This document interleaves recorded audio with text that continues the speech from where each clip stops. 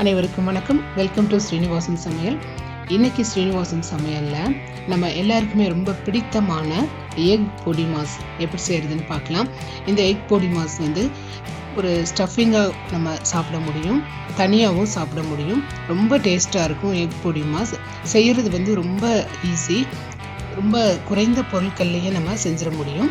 வாங்க எக் பொடிமாஸ் எப்படி செய்கிறதுன்னு பார்க்கலாம். அதுக்கு ஒரு பேனில் 3 ஸ்பூன் அளவுக்கு எண்ணெய் ஊற்றிக்கோங்க. எண்ணெய் சூடானதும் 1 ஸ்பூன் அளவுக்கு உளுந்தம்பருப்பு போட்டுக்கோங்க. 1 ஸ்பூன் அளவுக்கு கடுகு சேர்த்துக்கோங்க. உளுந்தம்பருப்பு கடுகு நல்லா வெடிச்சதுக்கு அப்புறமா கூடவேவும் வாசனைக்காக கொஞ்சமாக கருவேப்பிலை சேர்த்துக்கோங்க. இப்போ இது கூடவேவும் ஒரு பெரிய வெங்காயம் இந்த மாதிரி சின்ன சின்னதாக கட் பண்ணி சேர்த்துக்கோங்க. அதை நல்லா வதக்கிடுங்க.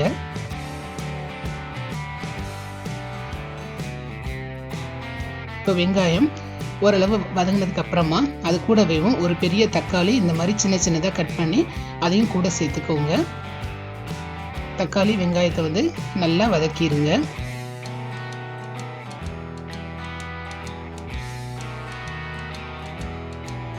இப்போ இது கூடவேவும் 1 ஸ்பூன் அளவுக்கு கரம் மசாலா,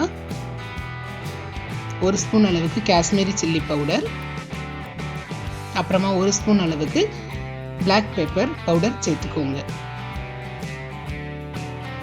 நம்ம காரத்துக்கு இது மட்டும்தான் சேர்க்குறோம். அது கூட தேவையான அளவு உப்பு சேர்த்துக்கோங்க.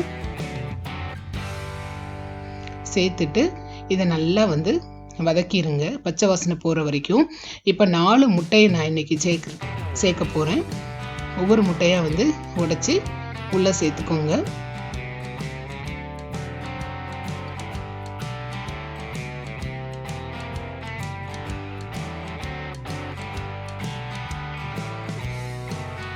இப்போ இந்த முட்டைகளை நம்ம உடனே வெங்காயம் தக்காளி கூட மிக்ஸ் பண்ணக்கூடாது.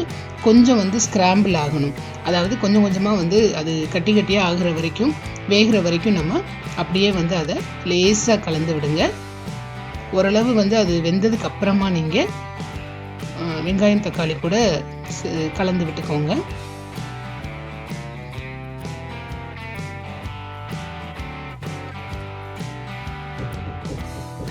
இப்போ மெல்ல வெங்காயம் தக்காளி கலவை கூட எக்ஸை கலந்துருங்க.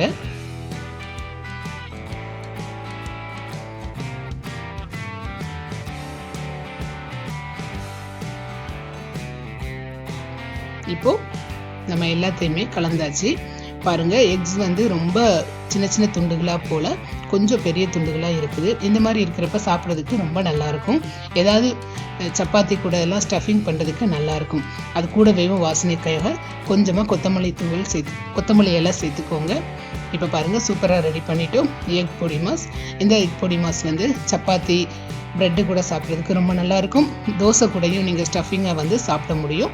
அதே மாதிரி ஒரு சைட் டிஷ்ஷாகவும் வச்சுக்கலாம். புலாவ்ஸ், பிரியாணி இந்த மாதிரி வெரைட்டிஸுக்கும் கண்டிப்பாக நீங்கள் இந்த ரெசிபியை ட்ரை பண்ணுங்கள். மறக்காமல் ஸ்ரீனிவாசம் சமையலுக்கு சப்ஸ்கிரைப் பண்ணுங்கள்.